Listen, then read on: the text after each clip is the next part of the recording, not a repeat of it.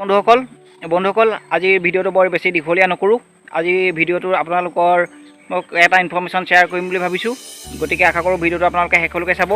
বন্ধুসকল, আজি অৰ্থাৎ 28 এপ্ৰিল তাৰিখে অসম ভ্ৰমণৰ বাবে ভাৰতৰ প্ৰধানমন্ত্ৰী নৰেন্দ্ৰ মোদী ডাঙৰীয়া আহিছে। তেওঁ দুখন জনসভাত ভাগ লৈছে, এখন কাৰ্বি আংলঙত আৰু এখন ডিব্ৰুগড়ত, আৰু এই নৰেন্দ্ৰ মোদী ডাঙৰীয়াৰ লগতে ৰতন টাটা আহিছে। কিন্তু বন্ধুসকল, আজি অসমৰ বাবে এক বিশেষ দিন, কিয়নো আজি 7খন কেঞ্চাৰ হস্পিটেলৰ আধাৰশিলা স্থাপন কৰা হৈছে। কিন্তু বন্ধুসকল, আজিৰ এই অনুষ্ঠান দুটাৰ মুখ্য হিৰো মই ৰতন টাটা বুলি ভাবোঁ।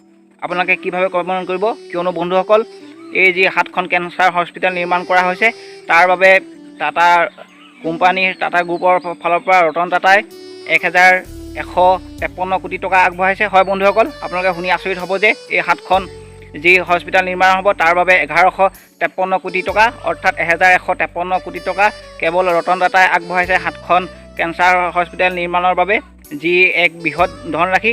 আৰু বন্ধুসকল, ৰতন টাটা অসমৰ বাবে আগতো এনেদৰে সহায় আগবঢ়াই থোৱা আহিছে, আৰু তেখেতেই আজিৰ সভা দুখনৰ মেইন হিৰো বুলি মই ভাবোঁ। আপোনালোকে কি ভাবে কমেণ্ট কৰিব। বন্ধুসকল, ৰতন টাটা কোনো চৰকাৰী ব্যক্তি নহয়, তথাপিও তেখেতে অসমৰ প্ৰতি থকা মৰম আৰু শ্ৰদ্ধাৰ বাবে তেখেতে 1153 কোটি টকা আগবঢ়াইছে। বন্ধুসকল, যদি ভিডিঅ'টো অলপ ইনফৰ্মেটিভ লাগিলে তেনেহ'লে চেনেলটো ছাবস্ক্ৰাইব কৰি বেল আইকনটো প্ৰেছ কৰি অল কৰি ল'ব, যাতে মই বনোৱা ভিডিঅ'ৰ ন'টিফিকেশ্যন আপোনালোকে আগলৈ পাই থাকে। আৰু আপোনালোকে ৰতন টাটাৰ বিষয়ে কি ভাবে নিশ্চয় কমেণ্ট কৰিব। থেংক ইউ ফৰ ৱাচিং।